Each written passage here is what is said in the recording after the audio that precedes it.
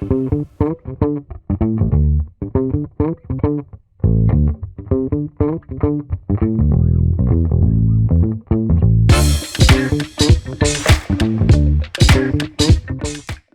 as I said before, humanitarian work is very stressful. Yeah, because of the context we work in, especially if we're working in difficult to access populations with armed conflict. Okay, and when we're working in high demand, high stress, difficult conditions, obviously that tends to bring out the worst in people, because when you're under stress, you're not at your best. Yeah, you're stressed. So stressed managers can then often have a knock-on effect to their teams. So you need to watch that, because if you're not taking care of yourself, and you've become what is very typical, an irritable, stressed manager, then that is not going to work very well for your teams. And I say that from personal experience of often having been either highly irritable or highly withdrawn, sometimes when I was very stressed, and not very interactive with my teams, or not motivating them enough, or not being clear enough about what was going on and what was the strategy. So there are several directions a manager has to be involved in, right? So when I'm a manager, I have assets and people to manage, usually in different scales, different numbers, different number of people, and sometimes resources, financial or cars or whatever. Okay, so that's one level. My team, what we call my direct reports, and the money and resources that I've been allocated to do whatever I'm supposed to be doing. So that's one level. The other level, which is often neglected, is the same level as me, but the other managers, right? So the other teams that are working in other areas, because you're rarely going to be just you and your team working in a vacuum, right?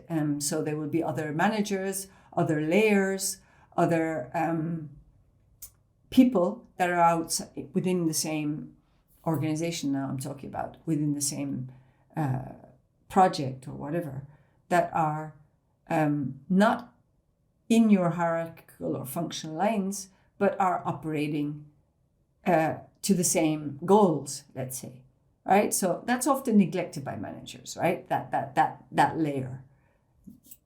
And I'll come back to that.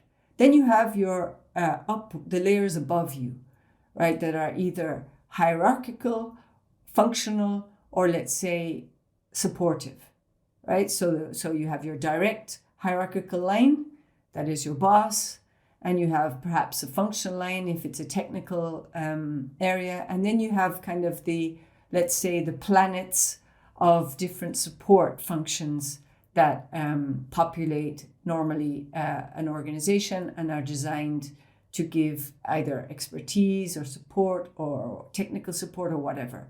So that is very important to take into account, because you need to, as a manager, not just be focused on your team, but you need to be focused on managing also these different layers that I just mentioned. Depending on what your team does, that is, how critical its function is, yeah, because some teams are more, let's say, critical than others by being closer to the actual implementation than, say, if I'm sitting in HQ, then there will be more demands on you, right? So if you're, for example, a project coordinator, yeah, and you have several managers below you, all implementing a different part of the program or the intervention, then you will have much more demands than if, say, you are managing the warehouse and a couple of people in the warehouse. So it's important to understand your kind of place in the grand scheme of things, the place of you and your team. What is it that you and your team are doing? How critical and vital is it to the programs and the operations, and how near you are to the place of intervention, right? That is key, understanding that, right? So it's important also to understand, that the more critical the role of your team is, the more, in fact, you need to work with others, right? And I will explain that later. Also, if you find that your team and yourself are quite near or even far, and you're not busy, there's something wrong. There's something very wrong. Yeah, so you should be busy, but you shouldn't be overwhelmed. And your team should be busy, and they shouldn't be overwhelmed in a good way, right? And we'll talk about the difference between headless chicken mode and running around doing stuff and having too much to do all the time chronically, and being busy productively. We'll talk about that and how to know the difference.